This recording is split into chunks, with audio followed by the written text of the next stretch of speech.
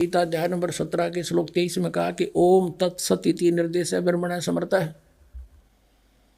ओम ब्रह्म का, सरपुरुष का, तत् और सत ये सांकेतिक है, तत् अक्षर पुरुष का। गीता जी अध्याय नंबर 15 के श्लोक 16 और 17 में 3 पुरुष है, सरपुरुष, अक्षर पुरुष और परम अक्षर पुरुष।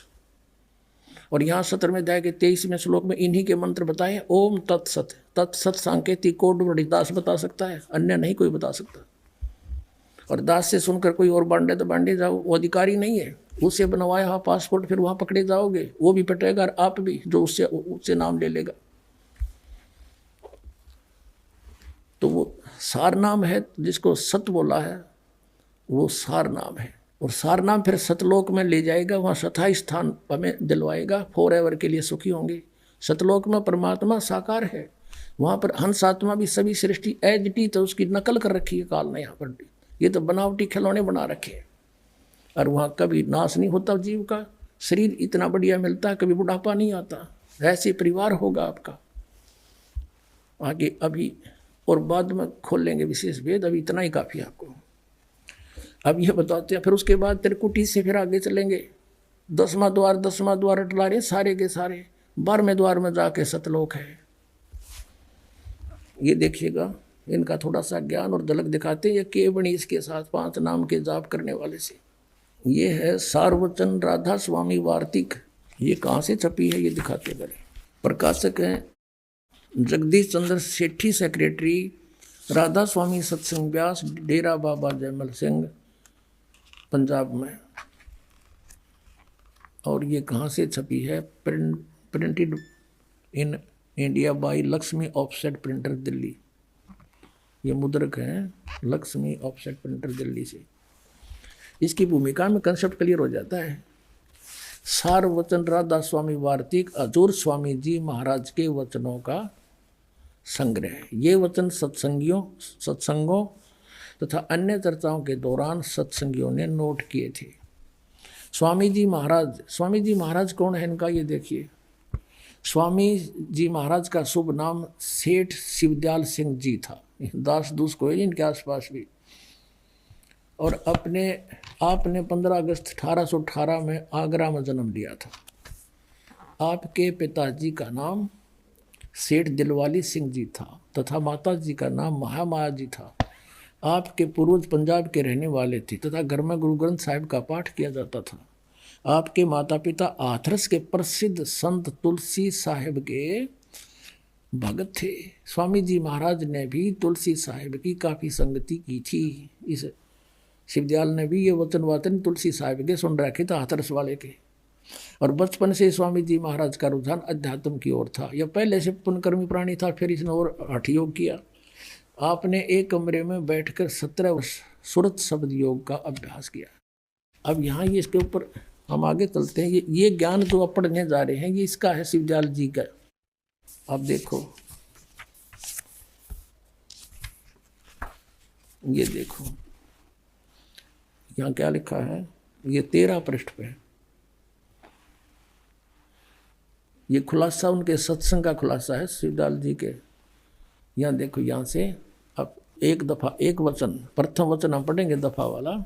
सिर्फ काम इतना है, इंसान यानी मनुष्य अपनी सूरत यानी रूह को उसके खजाने निकास यानी मुकाम सतनाम और राधा स्वामी में पहुँचाए। अब यहाँ पर सतनाम को मुकाम, राधा स्वामी को भी मुकाम बताया है, स्थान बताया। मुकाम माने स्थान। आगे देखो, पहुँचावे, ये 14 पे। और फिर तीसरे वचन में क्या कहा कि जितने भी आचार्य और महात्मा और अवतार और पैगंबर हर एक मजहब में हुए, वे सब अपने अभ्यास के जोर से अंतर में तरफ मुकाम असली के चले। सिर्फ संत मंजिल 5वीं यानी सतनाम में, मंजिल माने स्थान, महीने की अनुवाद मंजिल माने स्थान शब्दार्थ करके इन्होंने, मंजिल माने स्थान। अब कहते हैं सिर्फ संत मंजिल 5वीं यानी सतनाम में, या स्थान से हो गया सतनाम। और कोई बिरले संत मंजिल 8वीं राधा स्वामी में, ये मंजिल 8वीं भी राधा स्वामी यानी स्थान सिद्ध हो गया। ठीक है। अब देखो यहाँ 15वें पृष्ठ पे, और ये है सारवचन वार्तिक भाग 1। ठीक है। और चौथा वचन पढ़े, 1, 3 आपने पढ़ दिया, चौथा फिर पढ़ाएं आपको। उस वेदों से ऊपर का ज्ञान है ये। अब समझना चाहिए कि राधा स्वामी पद सबसे ऊंचा मुकाम है, स्पष्ट कर दिया। और यही नाम कुल मालिक और सच्चे साहब और सच्चे खुदा का है, राधा स्वामी। और इस मुकाम से 2 स्थान नीचे सतनाम का मुकाम है स्थान का स्थान है, स्थान का स्थान है। और जिसको इब सतनाम की आगे परिभाषित किया, सतनाम को, इस सतनाम को संतों ने सतलोक, सचखंड, सार शब्द, सत शब्द, सतनाम, सतपुरुष करके बयान किया है। वारे महर्षियों, बैठा दिया भट्ठा, इतने बड़े मानव समाज का नाश कर दिया, यो ज्ञान इनका वेदों से ऊपर का। ये तो ऐसी स्टेटमेंट है किसी जंगली ने, जो शहर से 200 किलोमीटर दूर बैठा हो, 300, और वहाँ किसी बूढ़े भटके किसी शहरी व्यक्ति से कभी वार्ता होगी हो कि शहर में हम घूमते हैं, कार में चलते हैं, सड़कों पर घूमते हैं और पेट्रोल से गाड़ी चलती है, ड्राइवर चलाता है। अब वो बन गया वहाँ के, मैं शहर घूम के आता हूँ उन जंगली लोगों में, भोले बाड़ों में, और कहता गाड़ी में चलता हूँ, कार में चलता हूँ, पेट्रोल से गाड़ी चलती है, ड्राइवर चलाता है। फिर उसने पूछा वो कार कैसी होती है, पेट्रोल कैसा होता है, वो डिफाइन करता है मूर्ख कि पेट्रोल भी कार को कहते हैं, ड्राइवर भी कार को कहते हैं, सड़क भी कार को कहते हैं और शहर भी कार को ही कहते हैं। ये स्टेटमेंट है राधा स्वामी पंथ के प्रवर्तक के विचार यानी ज्ञान की ये स्थिति है। समझदार को संकेत बहुत होता है। अब इसकी केत रुकती हुई, इसे ज्ञान वाले की समाधि लाओ, कहते झूठा ज्ञान ध्यान का लाओ। समाधि जब लाई जाती है, जब आदमी को मौखिक बताया जाता है कि ऐसे ऐसे वहाँ पर ये स्थान है और इसका ये मंत्र है, इस मंत्र से तुम ध्यान जाप करो, ये अपने आप खुलते चले जाएंगे। अब इनका ज्ञान न झूठा, इनकी थ्योरी गलत, तो प्रैक्टिकल क्या कर रहे हैं, ये मूर्ख बना रहे सबको। किसी को कख भी पता नहीं अंदर के, मेरे सामने लाओ जो इन मत अपने आप को जो मान रहा हो कम दूर पहुँच रहा हूँ, ला करो फिर।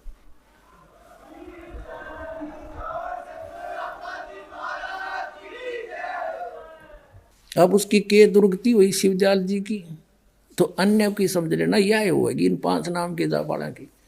अब ये सच्चा सौदा सरसावड़ा ने थोड़ी सी चतुरता दिखाई, इन नाम बदल दिए। इन्हें कोई टोक दिया होगा तुम तो काल के नाम जाप करो, इन्हें रख लिए 5 नाम आप सेलेक्ट कर लिए, सतपुरुष, अकाल मूर्त, शब्द स्वरूपी राम। बताओ, ये तो भगवान की महिमा के पर्यायवाची नाम है। जैसे जल पानी नीर, जल पानी नीर से सारी उम्र कहीं जाओ कदे भी ना मिला है। उस जल पानी नीर यानी जल को प्राप्ति के लिए एक न्यारा प्रोसेस है, प्रोसीजर न्यारा है। पहले बोकी लानी पड़ेगी, हैंडपम्प न पता लग गया जल है पृथ्वी में, तो हैंडपम्प का जो प्रोसीजर वो अलग है, पाइप बोकी, और फिर पाइप पहुंच जाएगी वहाँ तक जल तक, फिर पानी निकालने के लिए हैंडपम्प की जरूरत पड़ेगी। तो ये 2 अक्षर का सतनाम तो समझो बोकी मारना है, श्वास उश्वास का सिमरण है।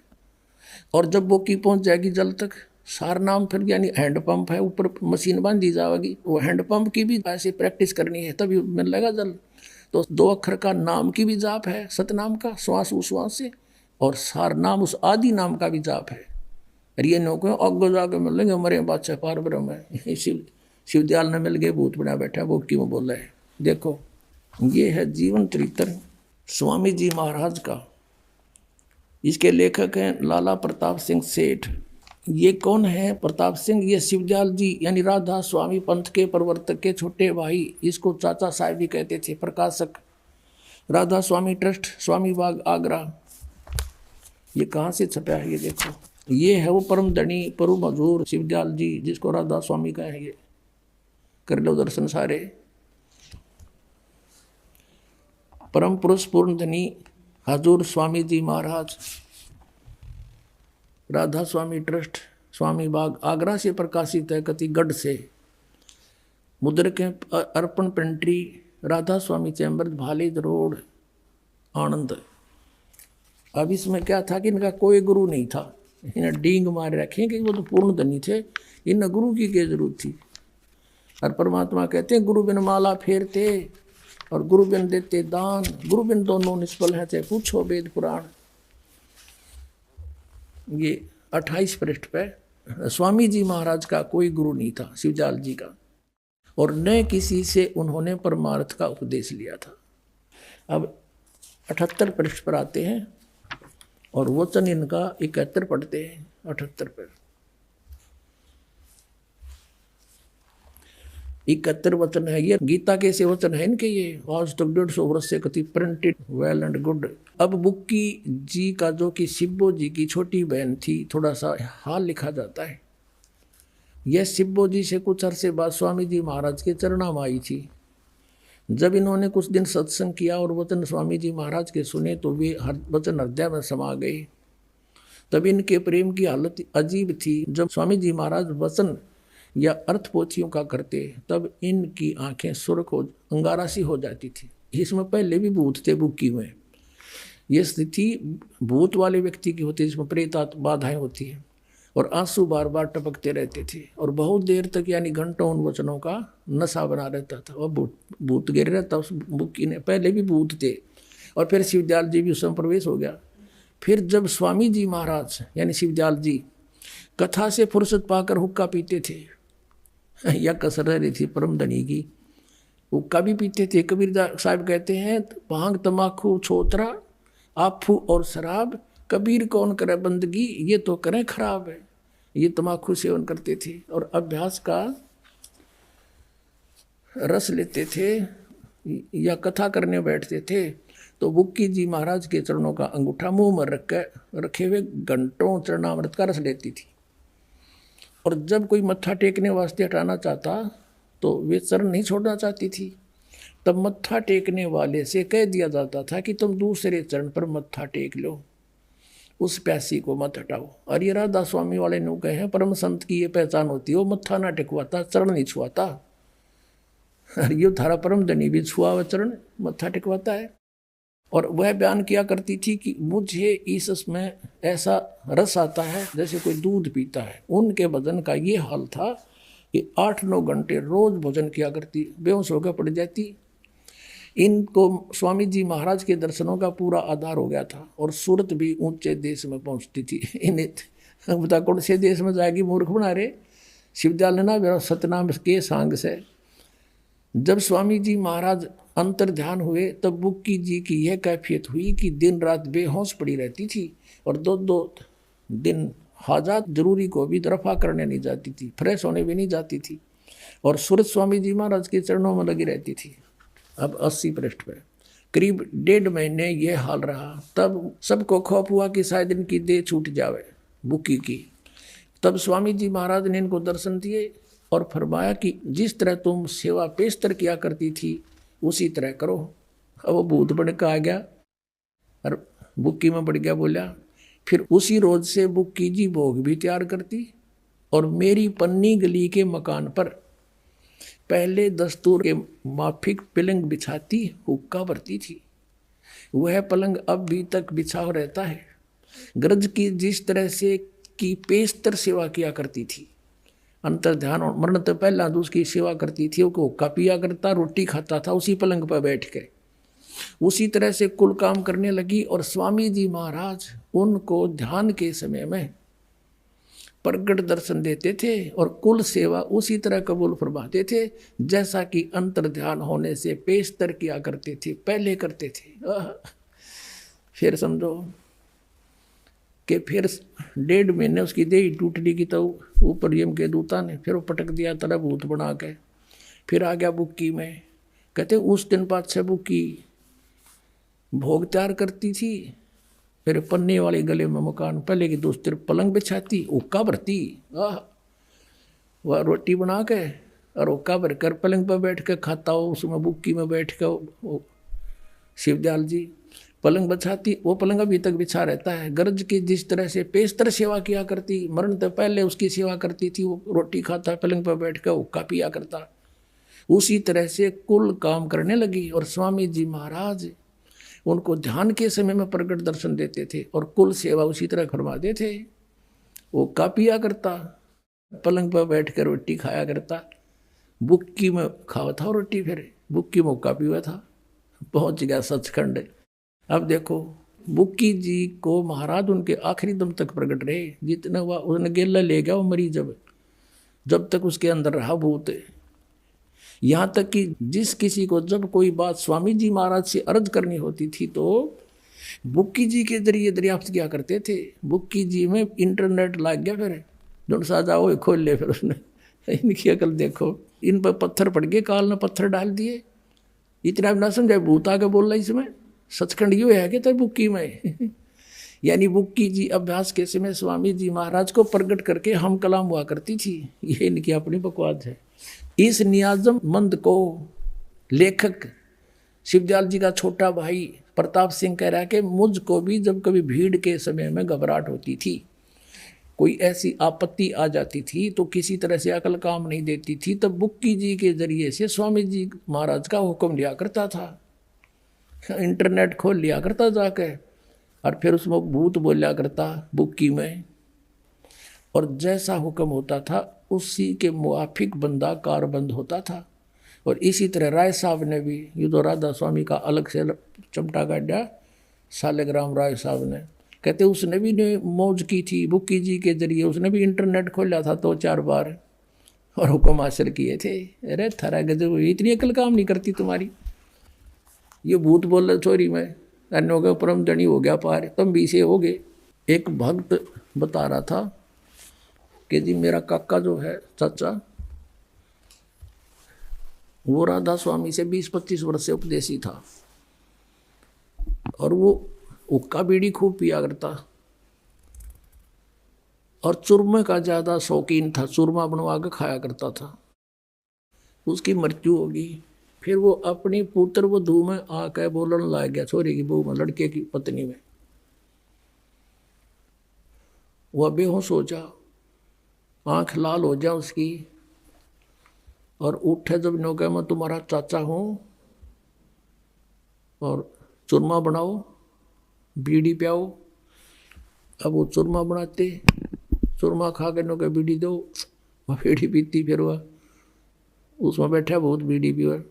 नो बोला पहले वह लड़की बीड़ी नहीं पिया करती, वो चाचा आए पास वह बीड़ी भी पीने लाएगी, वो चाचा पीवा था उसमें। और कई बार कहने लगा ऐसी बात बता देता था जो हमारे लाभ और हानि का पूर्व बता देता था, तुम ऐसे होगा ऐसे कर लो, और कुछ एक राहत भी होगी, लेकिन ज़्यादातर तो झूठी निकला करती उसकी। फिर ज़्यादा तंग करता था, ना वह पुत्र वधू उसकी काम करती थी, चूरमा तीसरे दिन मांगे, फिर कह बीड़ी लाओ, वह काम करने जोगी छोड़ी नहीं पड़ी रही। फिर पता लगा, यहाँ देखा कि आपके आश्रम में बहुत सुख होता है, ये भूत भाग जाते हैं आप पे, तो यहाँ लाए, उसको नाम दिलाया, हमने भी लिया। जब उस चाचा तो पीछा छूटा, वायु ठीक ठाक रहे, अपनी भक्ति करती है। पूरे आत्माओं ऐसी दशा होगी इन लोगों की जो 5 नाम का जाप करते हैं, कति काल ना आंखें बंद कर रखी। बुद्धिमान व्यक्ति इनका फंसे पड़े, इंटेलिजेंट बालक इधर ध्यान करें थोड़ा सा तो पता लग जाए कितने पानी में है। पुण्यात्माओं त्यागो उनको, और इतने प्रमाण दे दिए, दास को भेज रखा परम पिता ने खुल्लम खुल्ला का, ये दास पूरी पृथ्वी पर ज्ञान नहीं जो इस दास के पास है, और अपना कल्याण कराओ। बोलो सतगुरुदेव।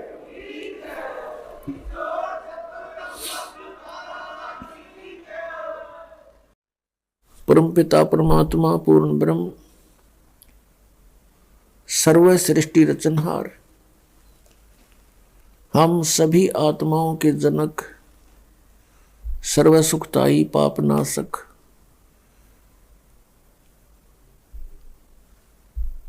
सर्व दुखों का निवारण करने वाले, सर्व सुखदाई, ये परमात्मा परम अक्षर ब्रह्म है। और वही परम अक्षर ब्रह्म भारतवर्ष की पावन पृथ्वी पर सन 1398 में ज्येष्ठ सुदी पूर्णमासी को सुबह सुबह ब्रह्म मुहूर्त में अपने सतलोक से गमन करके वहां से गति करके आए, एक शिशु रूप धारण करके कमल के फूल पर विराजमान हुए। काशी शहर से लगभग 4 किलोमीटर की दूरी पर उसमें एक वन था, उसमें एक लहर तारा नामक तालाब था, जिसमें गंगा का जल लहरों के द्वारा उछल उछल कर ओवरफ्लो होकर एकत्रित हुआ करता था। और उस गंगा जल ने एक सुंदर सरोवर का रूप धारण कर रखा था। उसमें कमल के फूल विकसित थे। परमात्मा सतलोक से चलकर आकर के वहां शिशु रूप में कमल के फूल पर विराजमान हुए। एक नीरू नीमा नाम के जुलाहा दंपति थे।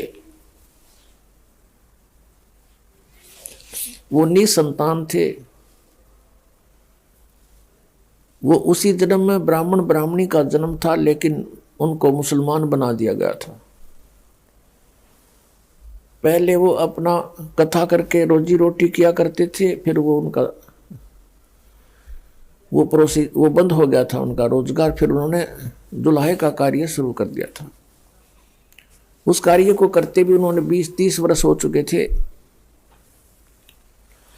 उस समय वो लहर तारा तालाब पर स्नान करने जाया करते थे, क्योंकि उनको गंगा में स्नान करने से मना कर दिया गया था मुसलमान होने के नाते। फिर वो उस सरोवर में प्रतिदिन स्नान करके आते थे। उस दिन भी स्नान करने के लिए गए तो परमात्मा को वहाँ कमल के फूल पर पाकर प्रसन्न हुए, बच्चे को घर ले आए। और उस दुल्हे के घर पे परमात्मा की परवरिश की लीला होने के कारण वो जुलाहा कहलाए।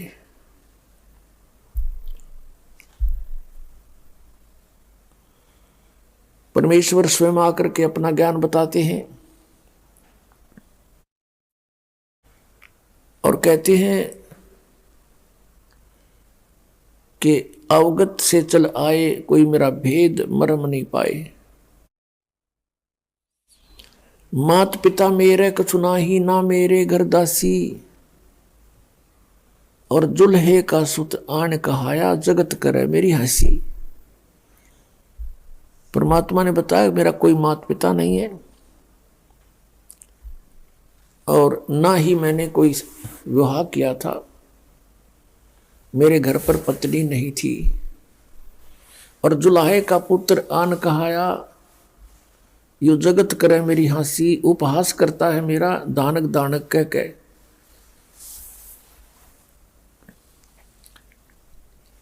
तो पुण्यात्माओं, ये कबीर देव हैं, कबीर साहिब हैं, जो काशी में 120 वर्ष तक रहकर चले गए और उस परमेश्वर को हम बाल बुद्धि पहचान नहीं सके। और जो हमारे गुरुवर थे वो हमसे भी बाल बुद्धि थे। महिमा की भूख थी उनमें। परमात्मा ने स्वयं आकर उनको समझाने की चेष्टा की, पर वो मानने नहीं, क्योंकि अपनी रोजी रोटी को उन्होंने मुख्य रखा। पुण्यात्माओं, आज वो शुभ दिन है जो इस दास को ये तत्व ज्ञान प्राप्त हुआ। आज वो शुभ दिन है जिस दिन इस दास का आध्यात्मिक जन्म हुआ। 17 फरवरी सन 1988 अमावस्या, मार्च यानी फाल्गुन की अमावस्या के दिन इस दास को पूज्य गुरुदेव जी से नाम की बख्शीश हुई थी, दीक्षा प्राप्त हुई थी। अब परमात्मा की रजा से आशीर्वाद गुरुदेव का उसी दिन से ऐसी लगन लगी जैसे भूखे को अन्न मिल गया हो, प्यासे को जल मिल गया हो। ऐसी प्रेरणा हुई। जब ये ज्ञान आप समझ में आया तो सोचा कि सबको बता दूं, ढुंढोरा पीट दूं कि एक अनमोल ज्ञान हमारे पास है, हमारे गुरुदेव के पास है। इसी उद्देश्य से जो भी पास बैठता था परमात्मा की चर्चा शुरू कर देते थे। लेकिन नया ज्ञान और नया भगवान किसी के भी गले उतरने को तैयार नहीं था। बहुत समस्या का सामना करना पड़ा। घर में भी विरोध कि नहीं, ऐसा नहीं हो सकता, हम अपने हनुमान जी को नहीं त्याग सकते, हम दादा श्याम जी की पूजा करते हैं, वो कैसे त्यागी जा सकती है। श्री राम, श्री कृष्ण, ब्रह्मा, विष्णु, महेश से ऊपर कोई पावर नहीं है। पुण्यात्माओं, इतना जटिल काम था ये, सोच भी नहीं सकता ये दास के ऐसा रंग लग जाएगा जो आज लगा दिया भगवान ने। सन 1988 में दास को उपदेश प्राप्त हुआ। जैसे ये दास अन्य भक्तों को समझा बुझा कर इस मार्ग पर लगा करके पूज्य गुरुदेव जी से उपदेश दिलाने के लिए ले जाता था, दीक्षा दिलाया करता था। पुण्यात्माओं, जो ये अनजान व्यक्ति गुरु पद प्राप्त करके महिमा की भूख में अपना भी जीवन नाश कर रहे हैं और अनुयायियों का भी, ये अपने सिर पर भार रख रहे हैं। इस दास ने कभी स्वप्न में नहीं सोचा था कि ये गुरु पद प्राप्त हो। दास को तो अनमोल रत्न मिल गया था, यही आस थी भगवान यहाँ से पीछा छूटे है। असंग जन्म हो गया हमने, या भटकत्या ने ये ज्ञान हो गया। और इस चीज का विशेष डर रहता इस बात का कि कहीं नाम खंडित ना हो जाए।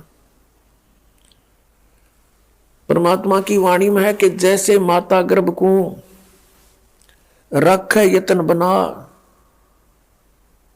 और ठेस लगे तो क्षीण हुए तेरे ऐसे भक्ति जावे।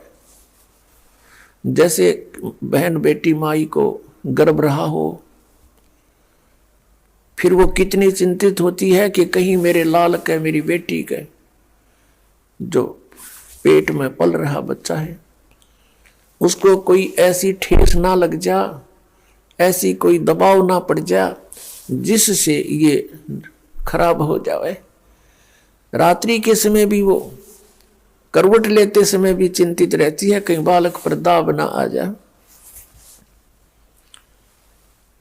और चलते समय भी बड़ी सावधानी से कदम रखती है कि ऊंचे नीचे पर पैर रखा जाए और मेरा बच्चा खराब हो जाए। और ऐसी चिंता करके सावधानी बरत के वो एक लाल प्राप्त कर लेती है। तो यहां परमात्मा कहते हैं जिस दिन आपको उपदेश प्राप्त हुआ, आपके अंदर भक्ति रूपी बीज पड़ गया और आपके अंदर ये भक्ति रूपी लाल तैयार हो रहा है। इसके लिए आपने बहुत सावधानी बरतनी पड़ेगी। उसके लिए क्या सावधानी है? ये जो नियम बताए हैं आपको, ये मर्यादा आपने पालन करनी पड़ेगी अंतिम श्वास तक। और इसमें भक्ति को प्रफुल्लित करने का सबसे आसान फार्मूला है कि भाई जो गुरु बचन पे डट गे रकट गे फंद 84 के। भाई जो गुरु बचन पे डट गे रकट गे फंद 84 के। कट गे फंद 84 के, रकट गे फंद 84 के। भाई जो गुरु बचन पे डट गे रकट गे फंद 84 के। वस्तु मिली ठोड़ की ठोड़ मिटगी मन पापी की दौड़। वस्तु मिली ठोड़ की ठोड़ मिटगी मन पापी की दौड़। भरम मिटे मथुरा काशी के, भरम मिटे मथुरा काशी के। इसका सबसे पहला फार्मूला है गुरु जी की आज्ञा का पालन करना चाहिए। गुरु जी इज ए डॉक्टर, गुरु जी को एज ए डॉक्टर डील करे, और आप हो रोगी जन्म और मरण के दीर्घ रोग के। और इस रोग के नाश के लिए जिन जिन वस्तुओं का परहेज है वो आपने रखना पड़ेगा। अब जैसे हाई ब्लड प्रेशर के व्यक्ति को नमक और चीकना वस्तु बंद कर दी जाती है, तो फिर उसने अगर जीवन चाहिए तो ये पथ्य रखना पड़ेगा। इसी प्रकार परमात्मा कहते हैं नाम बचे और पथ्य रहे। पथ्य माने यानी परहेज रखे तो मुक्ति में कोई दिक्कत नहीं आएगी। और ये परहेज कौन कौन से हैं? जैसे तम्बाकू, शराब और भाई ये और बकवाद, रिश्वतखोरी, लूटा खसोटी, मिलावट, तम्बाकू, मांस, ये शराब, ये प्रयोग नहीं करना चाहिए। ये तो वैसे भी एक सभ्य पुरुष का वैसे भी आहार नहीं है। ठीक है, हम कुसंगत घनी फैल गई अपने समाज में, मानव समाज में, और बच्चे देखम देखा फिर एक ये नकल बहुत जल्दी कर लेते हैं। बीड़ी पीता देखा बीड़ी पीने लग गए, सिगरेट पीता देखा नो टोर सी बना के आप भी सिर्फ पीवो बेसिक ना पर नो जरूर करने लग गए कुछ, फिर वो पीने लग गए। ऐसे ही शराब और मांस का एक दूसरे को देखकर हमने ये प्रचलन कर दिया, प्रचलन हो गया। पुण्यात्माओं, अब हम शुभ संस्कारी बनेंगे, शुभ अच्छे कर्म करेंगे, और हम जब अच्छे कर्म करेंगे तो हमें देख देख कर समाज भी हमें देखकर अच्छे कर्म शुरू करेगा। बच्चे सत्संग में आएंगे, यहाँ ज्ञान सुनेंगे, फिर आप जो यहाँ से तैयार करके भेजे जाते हो अपने अपने घर गांव नगर में, आपके व्यवहार विचारों को देखकर अड़ोस पड़ोस के बच्चों पर भी अच्छा असर पड़ेगा। तो एक समाज भी सुधरेगा और कल्याण भी होगा। और फिर दूसरी मर्यादा कौन सी है? अनुपासना नहीं करनी। अनुपासना कौन सी है? जो दास बताओ वही करोगे। और दास के क्या बताएगा? जो हमारे सदग्रंथ बताते हैं। ये दास एक टीचर है, आप विद्यार्थी हैं, और इस आध्यात्मिक मार्ग का जो सिलेबस है वो हमारे सदग्रंथ हैं, पवित्र चारों वेद, पवित्र श्रीमद् भगवद गीता और पवित्र सूक्ष्म वेद। इनके अंदर जो भी लिखा है वो हमारा सिलेबस है। इसके बाहर कोई पढ़ाता है तो वो टीचर ठीक नहीं, वो शत्रु है विद्यार्थियों का। और पवित्र 18 पुराण, पवित्र कुरान शरीफ, पवित्र बाइबल, पवित्र गुरु ग्रंथ साहिब, ये हमारे पाठ्यक्रम की पुस्तकें हैं। और इन पाठ्यक्रम की पुस्तकों में जो ज्ञान सीधा परमात्मा ने दिया है केवल वही स्वीकार्य है। और फिर जिनको परमात्मा आकर प्राप्त हुए अपने विधान अनुसार, उन नेक आत्माओं को, और उन्होंने जो परमात्मा परमेश्वर को देखा सचखंड में, सतलोक में, और फिर सब स्थिति से वो परिचित हुए, उन्होंने फिर जो ज्ञान अपनी अमृतवाणी में लिखा है वो ज्ञान हमें मान्य है। उसके साथ साथ जैसे 18 पुराण ये सहयोगी ज्ञान है सृष्टि रचना को समझने के लिए। बाकी 18 पुराणों का इस भक्ति मार्ग में कोई योगदान नहीं है। भक्ति मार्ग में योगदान है पवित्र गीता जी, पवित्र 5 वेद, 4 वेद तो आपके सामने है, वेल नोन है, और 5वां जो सच्चिदानंद ब्रह्म की वाणी उन्होंने खुद अपने मुख से आकर बोला है और यहाँ आकर रहे हैं, वो वाणी ये है हमारे भक्ति के मार्ग के सदग्रंथ।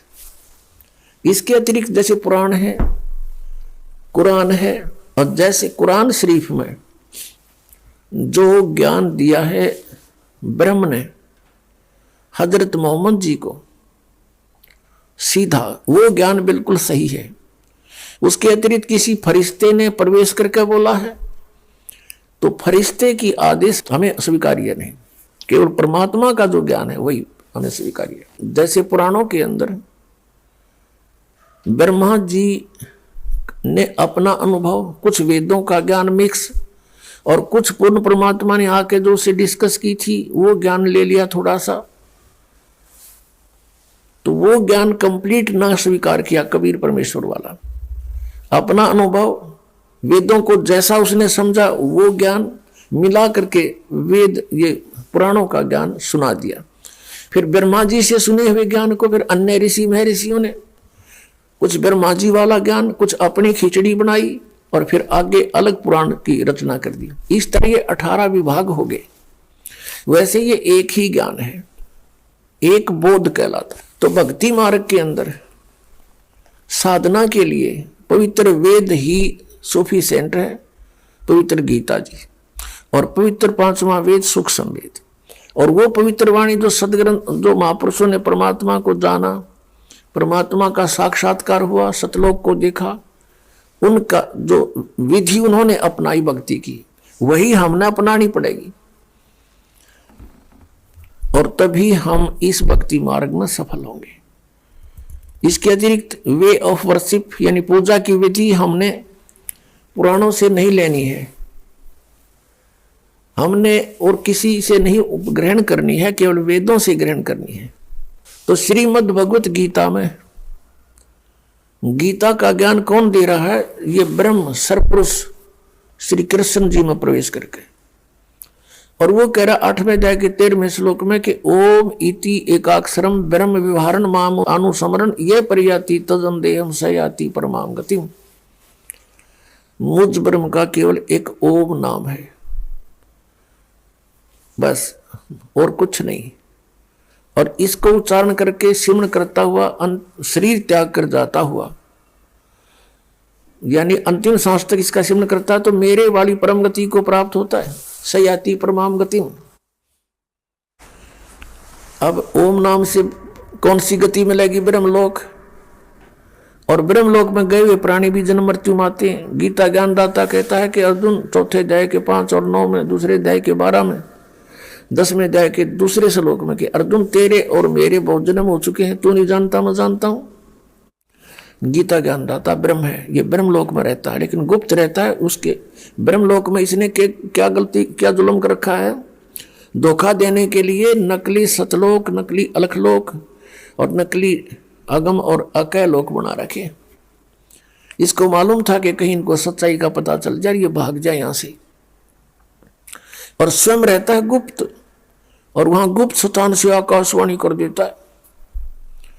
जैसे हजरत मोहम्मद को लेकर गए थे फरिश्ते, वहां जाकर छोड़ दिया ब्रह्मलोक में, और वहां आकाशवाणी आती है ऊपर से, सामने कुछ नहीं दिखा हजरत मोहम्मद ने, क्योंकि ये गुप्त रहकर काम करता है सारे। इसने कसम खा रखी है, प्रतिज्ञा कर रखी है इस काल ने कि मैं कभी किसी के सामने अपने वास्तविक शरीर में नहीं आऊंगा। तो पर्दे के पीछे से हजरत मोहम्मद को आदेश दिया कि तू 50 नमाज डेली करेगा। फिर वापस आने लगा तो वहां पर जो ईसाजी मूसाजी थे वहां उसमें पितरलोक में उन्होंने कहा कि बहुत हो जाएंगी, कुछ क्षमा याचना करवाओ। फिर आखिर में ये 5 राख दी, 5 समय की। और पूरा मुसलमान समाज इसी ज्ञान पर आधारित है। अल्लाहु अकबर ये तो इनका मंत्र है। और 5 बार की नमाज मीन सतुति यानी ज्ञान यज्ञ, जैसे गायत्री मंत्र बना रखा था इनने, और गायत्री मंत्र का वो जाप करा करते थे, ऐसे ही समझो इनकी नमाज है। तो ये नमाज केवल एक ज्ञान यज्ञ है, प्रार्थना है, ये मोक्ष मार्ग नहीं है। मोक्ष मार्ग के लिए मंत्रों की आवश्यकता पड़ती है, नाम के जाप की आवश्यकता पड़ती है। तो इस प्रकार ये ज्ञान जो अब आपके समक्ष आया है कंप्लीट, ये जो तत्व ज्ञान दास को प्राप्त हुआ, पुण्यात्माओं, ये अमावस्या का दिन इस दास के लिए और आपके लिए वरदान सिद्ध हो गया। इस दास के अंदर भक्ति प्रवेश हुई, भक्ति रूपी बीज गिरा, इसमें यू लाल बना, और जो आज आपका काम आ गया, ये शुभ दिन दास से भूला नहीं जा सकता। जा दिन सतगुरु भेंटिया, सो दिन लेखे जान, बाकी समय व्यर्थ गया बिना गुरु के नाम। परमात्मा की भक्ति मिलने से पहले जीवन हमारा मनुष्य का नहीं था। हम मनुष्य अवश्य थे, लेकिन कर्म मनुष्य के नहीं थे। कितना ही नेक आदमी है, शराब भी नहीं पीता, मांस भी नहीं खाता, तम्बाकू सेवन भी नहीं करता, किसी की आत्मा भी नहीं दुखाता, नेक नीति से रह रहा है, तो भी उसका जीवन व्यर्थ है। कैसे व्यर्थ है?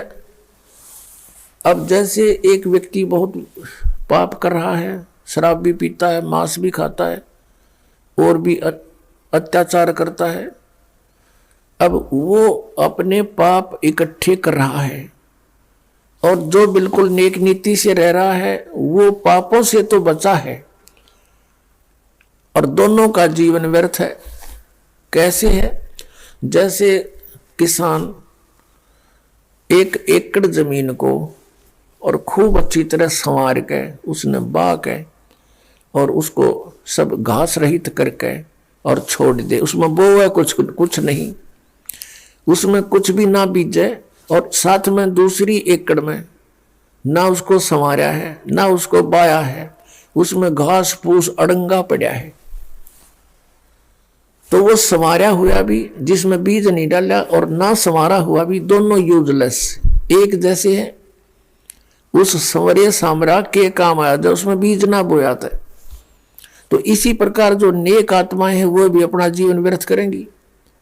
जो साधना नहीं करते और जो खोटे कर्म करें वो तो निराग पाप इकट्ठा कर ही रहे हैं, वो तो अंडरस्टूड है, उसको तो आम आदमी समझाइए अपने कर्म फोड़ा है पाप करके। और जो स्वयं भी भक्ति नहीं करते अच्छी आत्माएं हैं वो भी अपना जीवन व्यर्थ कर रहे हैं।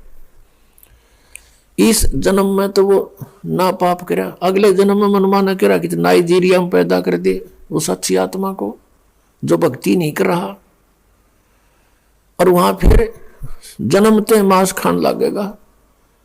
कच्चे खाया करते थे पहले, तो ऐसा बुरा हाल था। तो कहने का भाव ये है कि जब तक हम सतगुरु शरण में नहीं आते और भक्ति नहीं करते, और भक्ति करते हैं तो शास्त्र विधि त्याग का मनमाना आचरण करते हैं, वो भी व्यर्थ है। अब हमने चाहिए था गेहूं बोना चाहिए था ताकि हमारा जीवन रक्षा हो, बच्चों का भी जीवन रक्षा हो, और हमने बोली भांग, बताओ उस भांगते पेट भरेगा? तो इस जो सत मंत्र है, सत नाम है 2 अक्षर का, जिसमें एक ओम है एक तत् है, वो गुप्त है, ये दास बताएगा सांकेतिक। ये मंत्र है गेहूं का बीज समझ लो। और इसको छोड़कर जो भी ये 5 नाम है, 3 नाम जो अकाल मूर्त शब्द स्वरूपी राम सतपुरुष ओंकार निरंकार ज्योति निरंजन, ये सतनाम आदि जो बना रखे है इन्होंने, या कोई केवल अकेला सो हम नाम देता है, उस सो बाहर बिला हम अंदर, ये इस तरह की बकवाद कर रखी है। ये सभी भांग बोरे हैं, इनसे सिद्धियां आ जाती हैं, और सिद्धियां इस जीवन की शत्रु होती है। तो पुण्यात्मा शास्त्र विधि त्याग का मनमाना आचरण कर रहे वो भी व्यर्थ। तीर्थ व्रतों पर जाते हैं ये गीता के विरुद्ध, क्योंकि श्रीमद् भगवत गीता एक आदरणीय ग्रंथ है, और इसमें गीता ज्ञानदाता ब्रह्म है, और ब्रह्म कह रहा है कि ना इसमें जय राम का कोई नाम जाप करने का आदेश है, इसमें केवल एक ओम मंत्र है। कहते मेरा सिमरन है ओम मंत्र का। फिर ये जोर देकर कहता है कि मेरे सिमरन से, ओम के नाम के जाप से ब्रह्मलोक प्राप्ति होगी, मुझे प्राप्त होगा, और मुझे काल को प्राप्त होकर प्राणी फिर जन्म मृत्यु में, क्योंकि इसकी भी जन्म मृत्यु।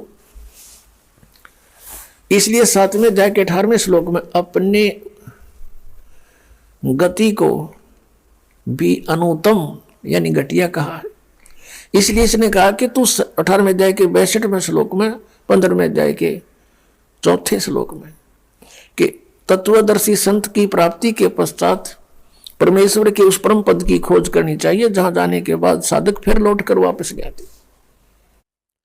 18वें अध्याय के 62वें श्लोक में कहा कि सर्वभाव से अर्जुन तो उस परमेश्वर की शरण में जा, उस परमेश्वर की कृपा से ही तो परम शांति को और सनातन परम धाम को प्राप्त होगा, अर्थात फिर तेरी मृत्यु कभी नहीं होगी, सदा के लिए सुखी हो जाएगा। तो उसके लिए बताया है कि मैं नहीं जानता उस परम अक्षर ब्रह्म की साधना के बारे में। 4थे अध्याय के 32 और 34 श्लोक का निष्कर्ष है कि जो ज्ञान सच्चिदानंद घन ब्रह्म ने अपने मुख कमल से आकर बोला है यहाँ पर, और उसके द्वारा बोली गई वो अमृत वाणी में जो ज्ञान है, कबीर वाणी में, वो तत्व ज्ञान है। और 4थे अध्याय के 34वें श्लोक में कहा कि उस तत्व ज्ञान को तो तत्वदर्शी संतों के पास जाकर समझ, उनको प्रणाम कर, वो तत्वदर्शी संत तुझे फिर उस तत्व ज्ञान को बताओगे। अब 17 में जाए के 23वें श्लोक में कहा कि सच्चिदानंद घन ब्रह्म के पाने का इस 3 मंत्र का जाप है ओम तत् और सत। ओम तो सीधा है, तत् और सत गीता ज्ञानदाता को पता नहीं कि ये बताओगे वो तत्वदर्शी संत, उनसे पूछ ले। तो ये दास है वो तत्वदर्शी संत इस वर्तमान में।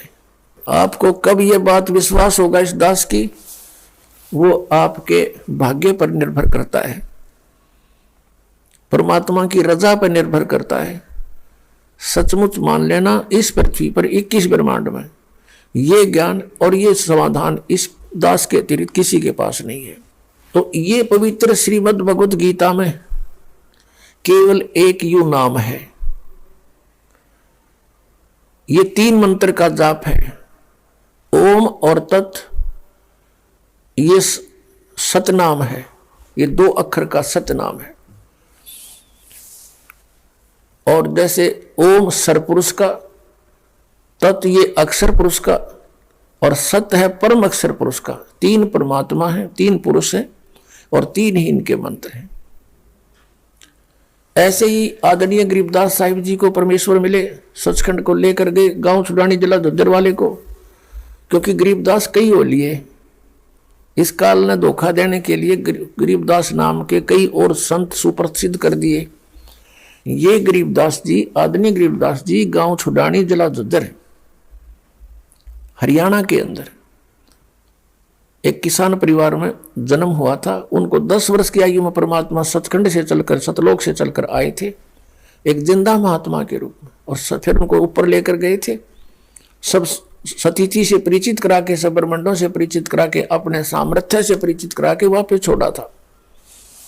उसके बाद गरीबदास साहिब जी ने कलम तोड़ महिमा गाई उस परम पिता परमात्मा की आंखों देखी।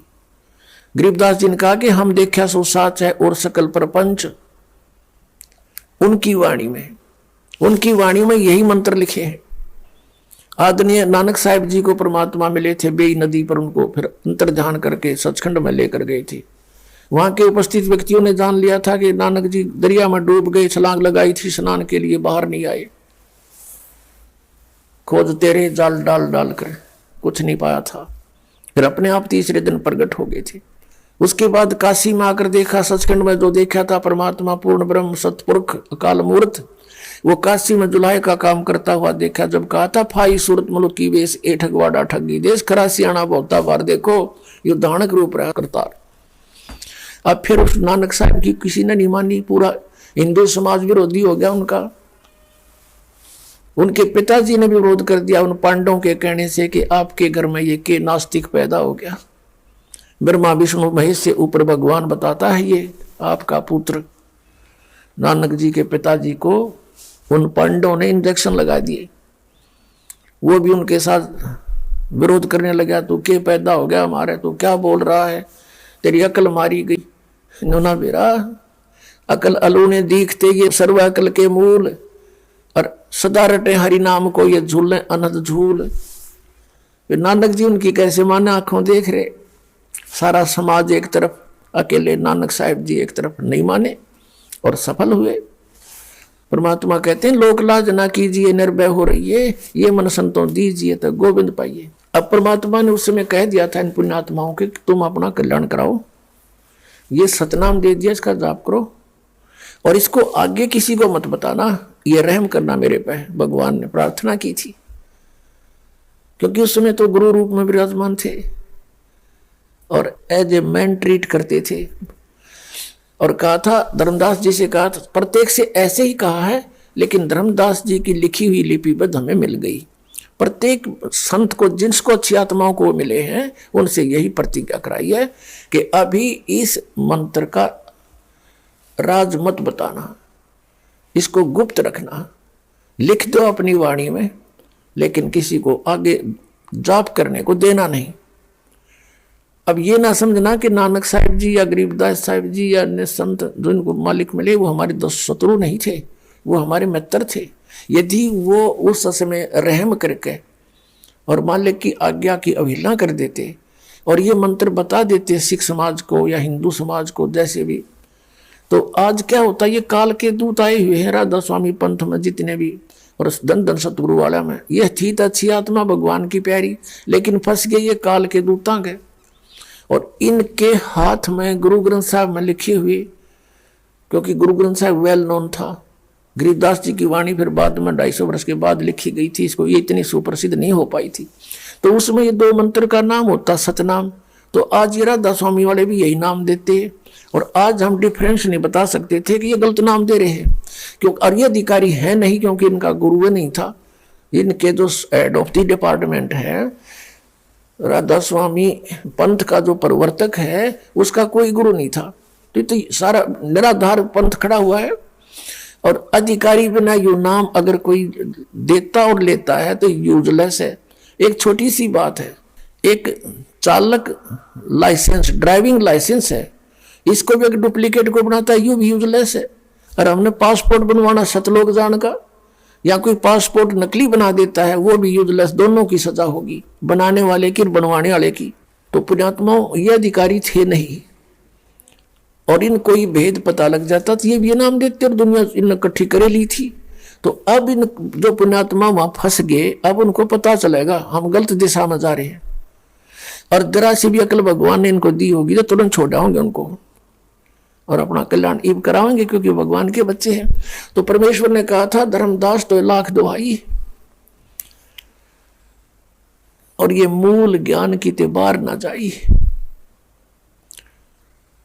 मूल ज्ञान बार जो पढ़ी, ये बिचली पीढ़ी हंसनी तरही। मूल ज्ञान तुम तब तक छुपाई जब तक 12 पंथ मिट जाई।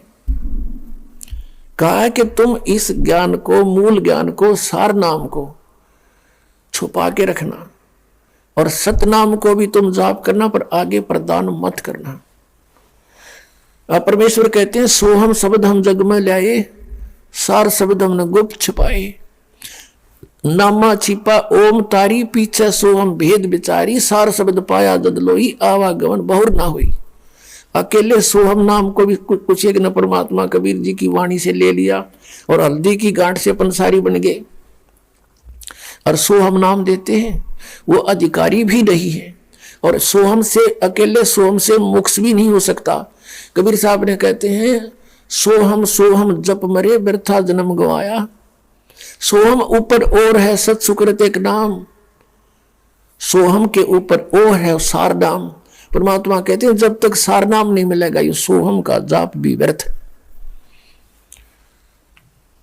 अब नानक साहिब जी की विषय में आपको दिखाया कि वो क्या नाम जपते थे।